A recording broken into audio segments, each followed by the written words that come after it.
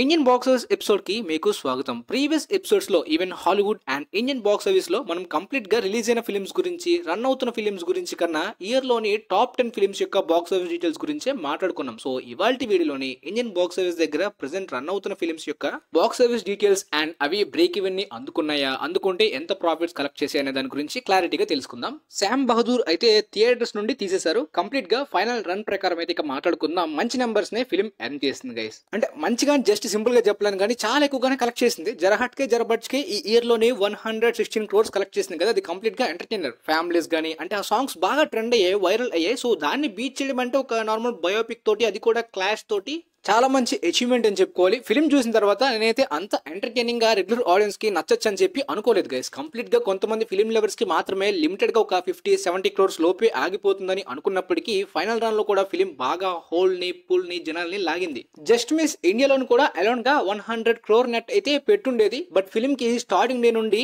ఇవ్వాల్సిన స్క్రీన్స్ గానీ ఒకవేళ దక్కుండుంటే, అంటే యానిమల్ కి కంప్లీట్ గా ఎక్కువ డామినేషన్ జరిగింది. చిన్న ఫిల్మ్ కదా, బయోపిక్ కాబట్టి అది తప్పులేదు. కాకపోతే ఇంకొంత శాతం దొరుకుంటుంటే మాత్రం, లేదంటే వన్ డే బిఫోర్ ఈ ఫిల్మ్ రిలీజ్ అయ్యి ఉన్న కొద్దిగా బెనిఫిట్ అయ్యేది. ఇండియాలో అలౌన్ గా 100 crore నెట్ కొట్టడానికి వరల్డ్ వైడ్ గా 128 crores కలెక్ట్ చేసింది. ఇక ఆ తర్వాత ఫిల్మ్ విషయానికి వస్తే యానిమల్ నార్మల్ గా ఓపెనింగ్స్ కాదు, లాంగ్ రన్ కూడా ఈ ఫిల్మ్ కి ఉంటుందని చెప్పాను కదా. సో ఆ విధంగా చాలా ఓవర్సీస్ మార్కెట్స్ లో మాత్రమే కాదు, ఇండియాలో కూడా సడన్ గా ఈ ఫిల్మ్ కి స్క్రీన్స్ పెంచారు. దాంతో పాటు టికెట్ రేట్స్ పెంచి మళ్ళీ ఆడియన్స్ కి చూపిద్దామని చెప్పి ఫిక్స్ అయ్యారు. దానికి మెయిన్ రీజన్ ఏంటంటే భద్రకాళి పిక్చర్స్ గానీ, టీ సిరీస్ కంపెనీ గానీ సేమ్ సందీప్ రెడ్డి వంగాలాగా ఆయన ఫిల్మ్స్ లో ఉండే క్యారెక్టర్స్ లాగా ఈగోకి తీసుకున్నారు. కొంతమంది ఫిల్మ్ ని క్రిటిసైజ్ చేయడం మాత్రమే కాకుండా బాక్స్ ఆఫీస్ దగ్గర, అంటే మీరు వీక్ డేస్ లో కూడా 30 crore నెట్ హోల్డ్ అయితే పెట్టారు కదా. అంటే కొన్ని ఫిల్మ్స్ కి ఎస్టిమేషన్స్ కన్నా నెంబర్స్ తక్కువ వస్తుంటే డే లోని, కానీ ఈ ఫిల్మ్ అనేది ప్రతి డేనా వీక్ డేనా ఓవర్ పర్ఫార్మ్ చేసింది అనమాట. సో దాని మీద చాలా మంది నెగిటివ్ కామెంట్స్ చేశారు. గైస్, ఓ ఫిల్మ్ సడన్ గా రైజ్ అవుతుంటే ఖచ్చితంగా కొంతమందికి నచ్చిన ఆడియన్స్ ఉంటారు. సో వాళ్ళు ఖచ్చితంగా ఇలాంటి బ్యాడ్ కామెంట్స్ చేస్తారు. మనం పట్టించుకోకుండా మూవ్ ఆన్ అయిపోవచ్చు. కానీ మూవీ టీం పర్సనల్ గా పట్టించుకుంటున్నారు. రివ్యూస్ ని గానీ,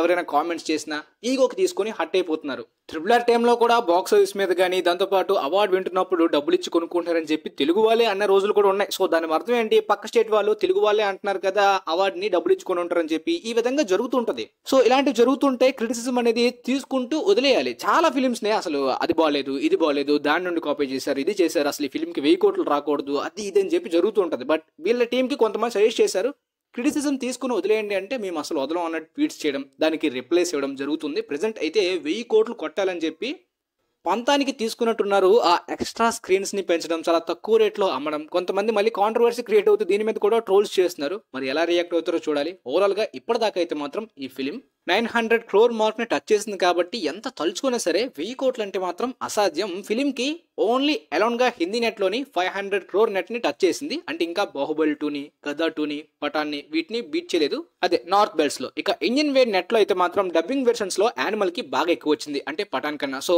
పఠాన్ అయితే మాత్రం 543 crore నెట్ అయితే మాత్రం అన్ని లాంగ్వేజెస్ కలుపుకొని ఇండియాలో కరెక్ట్ చేసింది. యానిమల్ అయితే 550 నెట్ ని ఇప్పుడు దాటింది. అదే ఆల్ లాంగ్వేజెస్ నెట్ కలుపుకుని అనమాట. ముఖ్యంగా తెలుగు లాంగ్వేజ్ సపోర్ట్ ఎక్కువగా యానిమల్ కి దక్కింది. పఠాన్ కి తెలుగు డబ్బింగ్ కన్నా ఓన్లీ హిందీ వెర్షన్ లోనే చూశారు. ఇక తమిళ్లోని, కేరళలో అయితే మాత్రం పెద్ద పర్ఫార్మెన్స్ బాగోకపోవడం కాదు, అక్కడ ఫెయిల్ అయింది. అవును గైస్, తమిళనాడు, కేరళలోని మండే నుండి ఆల్మోస్ట్ వాష్ అవుట్ అయిన విధమైన డ్రాప్స్ అయితే జరిగాయి. అక్కడ రెస్పాన్స్ అస్సలు బాగాలేదు. ఈవెన్ నార్త్ లో కూడా చాలా మంది ఫ్యామిలీస్ కి గానీ, అంటే కొద్దిగా సెన్సిటివ్ పీపుల్ ఉంటారు కదా, వాళ్ళకి మరి ఇంత వైలెంట్ ఫిల్మ్స్, బోల్డ్ ఫిల్మ్స్ నచ్చవు. సో ఫ్యామిలీస్ అందరూ ఎగబడి ఇప్పుడు జవాన్, గద్దర్ 2, పఠాన్ ఇలాంటి ఫిల్మ్స్ చూసినట్టు యానిమల్ ని చూడలేరు కదా. సో అందువల్లనే హిందీ నెట్ అలా ఉంది.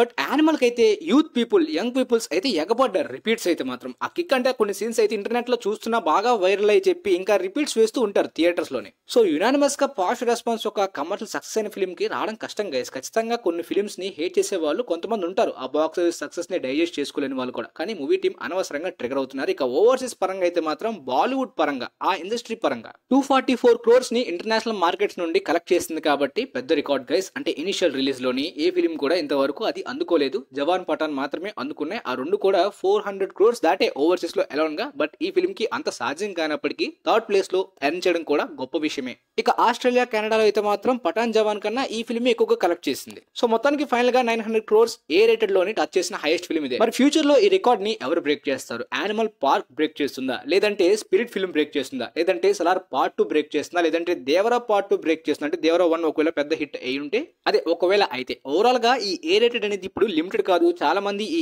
ఏ రేటెడ్ వైలెన్స్ ఫిల్మ్ చూడడానికి ఎక్కువగా ఎగబడుతున్నారు. ఆ ఎరా, మాస్ ఎరా నడుస్తుంది ప్రెసెంట్ ఎంటైర్ ఇండియన్ సినిమా అంతా. కానీ ఈ ఏ రేటెడ్ మాస్ ఇంపాక్ట్ అనేది యానిమల్ గేమ్ చేంజింగ్ ఇంపాక్ట్. ఇక తర్వాత నాని హాయ్ నాన్న ఫిలిం ఓపెనింగ్స్ ఎలా ఉన్నా లాంగ్ రన్ లో ఫ్యామిలీస్ ని గానీ మూవీ లవర్స్ ని గానీ జనాలకి అందించుకొని బ్రేక్ ఈవెన్ అయితే అందుకొని ప్రాఫిట్స్ లోకి వెళ్ళిపోయింది ఫిలిం. అంటే ఒక 6 to 7 crore షేర్ ప్రాఫిట్ అయితే ఈ ఫిలిం ఎర్న్ చేసుకుంది. ఇప్పటిదాకా వరల్డ్ వైడ్ గా అయితే ఈ ఫిలిం 76.35 crores కలెక్ట్ చేసింది. ఈ రీసెంట్ గా యాడ్ అయిన 6 crore గ్రాస్ కూడా రీసెంట్ గా బెంగళూరులో గానీ చెన్నైలో గానీ ఈవెన్ హైదరాబాద్ లో గానీ ఈ ఫిలిం ఇంకా ఆడుతుంది కొన్ని స్క్రీన్స్ లోని. రీజన్ ఏంటంటే రెస్పాన్స్ బాగుంది ఫ్యామిలీ ఆడియన్స్ మల్టీప్లెక్సెస్ ఆడియన్స్ కి. ఓవరాల్ గా నేనైతే నిన్న ఫిలిం చూసాను నైట్ ఓటీటీలోని. సెకండ్ హాఫ్ ఇంకొద్దిగా బాగా చేసుంటే మాత్రం ఈ ఫిలిం ఈ ఇయర్ లో one of the best list లోకి కూడా యాడ్ అయ్యి ఉండేది, ఇంకా ఎక్కువ వచ్చి ఉండేది అనిపించింది. తర్వాత నేను ఈ ఫిలిం కి చాలా క్రిటికల్ అక్లెయిమ్డ్ రివ్యూస్ వచ్చినప్పటికీ నేను టాప్ లిస్ట్ లో పెట్టకపోవడానికి రీజన్ ఏంటంటే ఈ ఫిలిం నేను చూడలేదు గైస్. మలయాళం వెర్షన్ ఒకటే రిలీజ్ అయింది అనుకుంటా, నాకు దగ్గరలో అవైలబుల్ గా లేదు. సో చూడకుండా నేను లిస్ట్ లో పెట్టలేదు కదా. బట్ ఫిలిం అయితే చాలా బాగుందని చెప్తున్నారు. ఎందుకంటే దృశ్యం కాంబో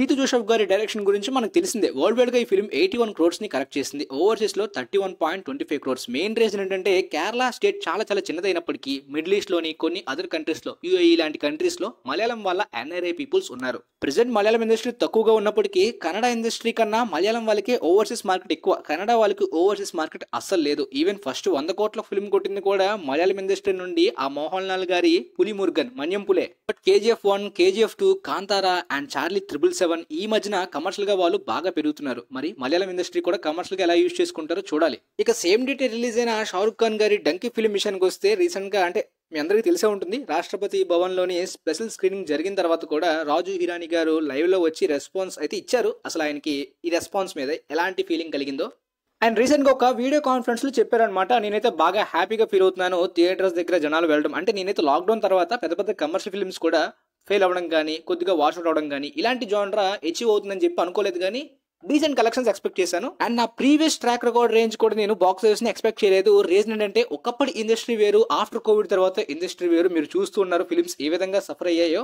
అండ్ నేను 3 Idiots చేసినప్పుడు, పీకే చేసినప్పుడు, సంజు ఏ ఫిల్మ్స్ చేసినప్పుడు కూడా కమర్షియల్ మైండ్ సెట్ తోటి అంటే బాక్స్ ఆఫీస్ నెంబర్స్ గురించి ఎప్పుడు కూడా ఆలోచించలేదు, పెద్దగా పట్టించుకోలేదు. అంటే ఇంటర్వ్యూ ఆ క్వశ్చన్ వేశారు బాక్స్ ఆఫీస్ మీద మీ రెస్పాన్స్ ఏంటి సార్, మీరు ఎలా రియాక్ట్ అవుతున్నారని చెప్పి. ఇంతకు ముందు ఆయన ఏం చెప్పారో తెలియదు, కానీ ఇప్పుడైతే ఇలా చెప్పారు. నేను ప్రతి ఫిల్మ్ కి బాక్స్ ఆఫీస్ పెద్దగా పట్టించుకోను, బట్ ఈసారి రెస్పాన్స్ అయితే బాగుంది, నాకు అయితే నచ్చింది, ఆడియన్స్ కి నచ్చింది, జనాలకి బాక్స్ ఆఫీస్ దగ్గర ప్రాఫిట్స్ వచ్చాయి. ఈవెన్ SRK గారు కూడా నాకు ముందే చెప్పారు పఠాన్ జవాన్ రేంజ్ లో ఈ ఫిల్మ్ కలెక్ట్ చేస్తారని చెప్పి హిరాని గారితో ఆయన ముందే చెప్పారంట. అది రీసెంట్ గానే హిరాని గారు రివీల్ చేశారు. పోతే ఇక వరల్డ్ వైడ్ గా ఈ ఫిల్మ్ సండేతో కలుపుకుని అంటే ఇంకా మండే కౌంట్ కాలేదు, ఓన్లీ సండేతో కలుపుకుని ఇప్పటిదాకా 444.4 crores అయితే ఈ ఫిల్మ్ వరల్డ్ వైడ్ గా కలెక్ట్ చేసింది. పోతే ఇక అలౌన్ గా ఓవర్సీస్ లోనే ఆల్మోస్ట్ 200 crores దగ్గర వరకు వస్తుంది. ఇండియన్ బాక్స్ ఆఫీస్ కి దీనికి కంపేర్ చేసుకుంటే పెద్దగా తేడా లేదు, ఆల్మోస్ట్ ఈక్వల్ గానే ఉందని చెప్పాలి. ఇండియా రేంజ్ లోని ఒకరు ఓవర్సీస్ లో ప్రమోట్ చేసుకుని అక్కడ ఎక్కువ స్క్రీన్స్ లో రిలీజ్ చేస్తే ఈక్వల్ గా వస్తుంది. ఇది హిరాని గారి కెరీర్ లోనే హైయెస్ట్ ఓవర్సీస్ ఇనిషియల్ రన్ అనమాట. ఆయన ప్రీవియస్ ఫిల్మ్స్ ఏ ఫిల్మ్స్ కి కూడా ఇనిషియల్ ఓవర్సీస్ లో ఈ రేంజ్ లోని రాలేదు, బట్ ఇంకా ఎక్కువగా నేనైతే ఎక్స్పెక్ట్ చేశాను. చాలా మంది ఫ్యాన్స్ కూడా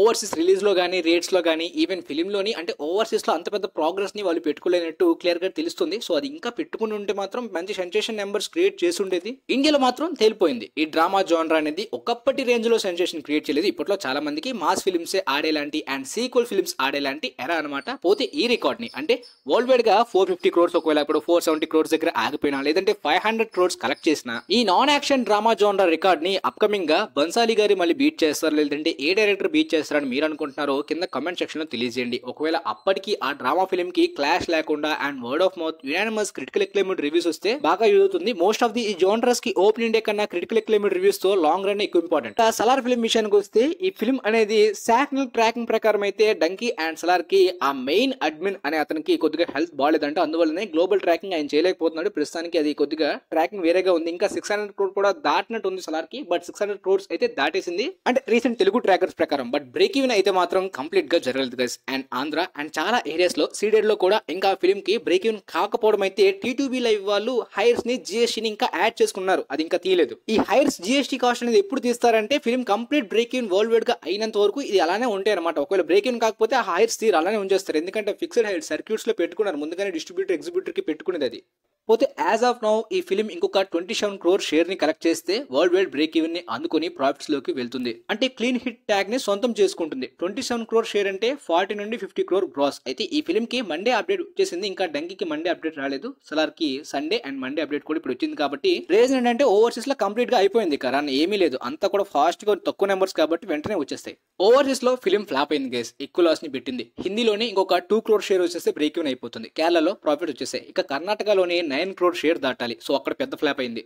అందరూ హంబాలే ఓన్ రిలీజ్ అనుకుంటున్నారు కానీ కాదు గైస్, 30 crore వాల్యూడ్ బిజినెస్ చేసింది. వాల్యూడ్ బిజినెస్ అంటే ఏంటి తెలుసా? ఒకవేళ అనుకునే దానికన్నా బిజినెస్ దాటి ఎక్కువ ప్రాఫిట్స్ వచ్చాయనుకోండి, వాళ్ళు షేర్ చేసుకుంటారు ప్రాఫిట్స్ ని. దాన్ని వాల్యూడ్ బిజినెస్ అంటారు. సో 30 crore వాల్యూడ్ బిజినెస్ కి కూడా బ్రేక్ ఈవెన్ ని అందుకోలేదు ఫిలిం. నార్త్ లో కూడా 75 crore షేర్ బిజినెస్ అనేది వాల్యూడ్ బిజినెస్ చేశారు, ఎక్కువ లాభాలు వస్తే తీసుకుందాం అని చెప్పి. కాకపోతే యాజ్ ఆఫ్ నౌ ఇంకా ఆదిపురుష్ రేంజ్ లో బాక్స్ ఆఫీస్ మాత్రమే సలార్ కలెక్ట్ చేసింది నార్త్ నుండి.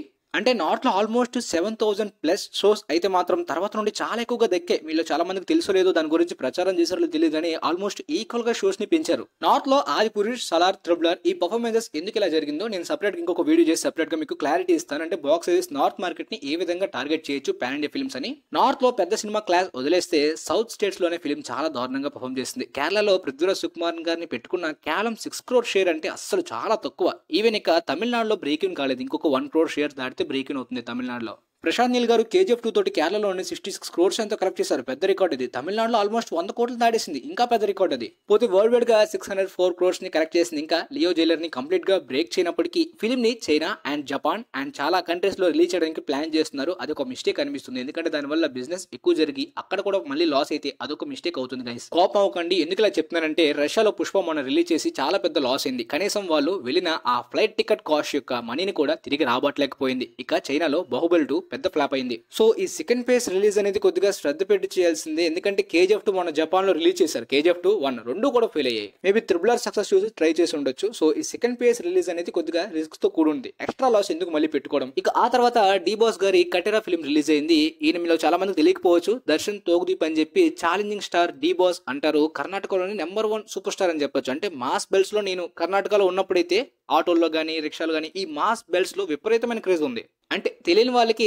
సపరేట్ గా చెప్తున్నాను. అంటే ఈయన ఎందుకు బ్రో పాన్ ఇండియా చేయలేదు, యాష్ లాంటి వాళ్ళు ట్రై చేస్తున్నారు కదా అంటే, ఈయనకి రీజనల్ ఇండస్ట్రీ అక్కడ ఉండడమే ఇష్టం, పాన్ ఇండియాగా పెద్దగా ఇంట్రెస్ట్ లేదు. జస్ట్ లైక్ మహేష్ బాబు గారు అంటే రీజనల్ గా చేసుకోవడమే కంఫర్ట్ గా ఎక్కువగా ఫీల్ అవుతూ ఉంటారు. ఇక ఈ ఫిల్మ్ అయితే మాత్రం బాగా రివ్యూస్ వచ్చే బాక్స్ ఆఫీస్ దగ్గర బాగా పర్ఫామ్ చేస్తుంది. రీసెంట్ గా ఈయన ఫిల్మ్స్ కూడా చూడట్లే కన్నడ వాళ్ళు. క్రాంతి అని వచ్చింది జనవరిలోనే, జస్ట్ 30 crores 37 crores అంతా కలెక్ట్ చేసింది, ఫ్లాప్ అయింది. బట్ ఓవరాల్ గా అయితే మాత్రం కన్నడ ఇండస్ట్రీ కమర్షియల్ గా వరస్ట్ ఇయర్ ఈ ఇయర్ అయితే మాత్రం. కానీ ఆ ఫిల్మ్ హైయెస్ట్ గ్రోసింగ్ గా ఉంది. ఇప్పుడు రా రికార్డ్ ని కట్టారా మళ్ళీ డి బాస్ బీట్ చేశారు. పోతే వరల్డ్ వైడ్ గా ఈ ఫిల్మ్ 66.25 crores ని కలెక్ట్ చేసింది. కన్నడ రీజనల్ మార్కెట్ ప్రకారం ఇది చాలా ఎక్కువ కలెక్షన్స్ అనమాట. రెస్పాన్స్ ఆ విధంగా ఉంది. ఓవర్సీస్ చూసుకుంటే 0, ఎందుకంటే వాళ్ళకి మార్కెట్ చాలా తక్కువ ఓవర్సీస్. కానీ ఈ కన్నడ రీజనల్ మార్కెట్ నుండి ఈ రీజనల్ ఇండస్ట్రీలోని ఫేక్ పోస్టర్స్ విపరీతంగా వేస్తారు. చూడండి, ఆల్మోస్ట్ 100 కోట్లు దాటినట్టు వేశారు. ఇది అఫీషియల్ గా ఫేక్ అని చెప్పి కన్నడ వాళ్ళకి తెలిసినప్పటికీ ఇది ఎప్పటి నుండో జరుగుతుంది. మరి ఎందుకు ఇలా చేస్తున్నారో నాకే తెలియదు. పోస్టర్స్ లో 10 కోట్లు 20 కోట్లు అటు ఇటు అయింది అనుకోండి, తప్పే లేదు, అది తప్పలేదు. కానీ మరి 50 కోట్లు 100 కోట్లు ఎక్కడికో వెళ్ళిపోతే వరస్ట్ అనమాట.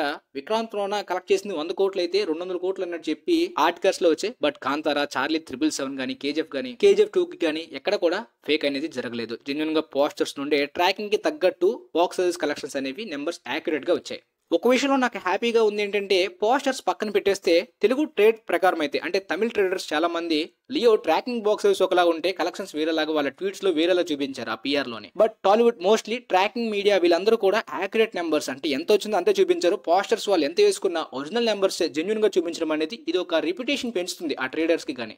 ఇక తర్వాత devil the British secret agent అనే కళ్యాణ్ రామ్ గారి మరొక ప్రయత్నం వచ్చినప్పటికీ ఈ ఫిల్మ్ బాక్స్ ఆఫీస్ దగ్గర పెద్ద డిజాస్టర్ గానే రీసెంట్ ఎమిగోస్ లానే ఫెయిల్ అయింది. బింబిసారా లాగా వర్క్ అవ్వలేదు. టాక్ కూడా నార్మల్ గా వచ్చింది, ఓపెనింగ్ కూడా డల్, బాగా వాష్ అవుట్ అయింది. ఇక నెక్స్ట్ నేనైతే ఈ సంక్రాంతికి థియేటర్ స్క్రీనింగ్ లో చాలా మంది మిస్లీడ్ అవుతున్నారు, దాని గురించి క్లారిటీ ఇవ్వడానికి ట్రై చేస్తాను ఏం జరుగుతుంది అనేది. బట్ ఈ ఎపిసోడ్ లో మీకైతే బాక్స్ ఆఫీస్ డీటెయిల్స్ గురించి, ఇండియన్ బాక్స్ ఆఫీస్ గురించి క్లారిటీగా అర్థమైంది అనుకుంటా. మళ్ళీ నెక్స్ట్ పొంగల్ కి ఫిల్మ్స్ వస్తాయి కదా, ఏ విధంగా పర్ఫామ్ చేస్తే చూస్తాం. వీలైతే వీడియో మీ ఫ్రెండ్స్ కి కూడా షేర్ చేయండి. And thanks for watching.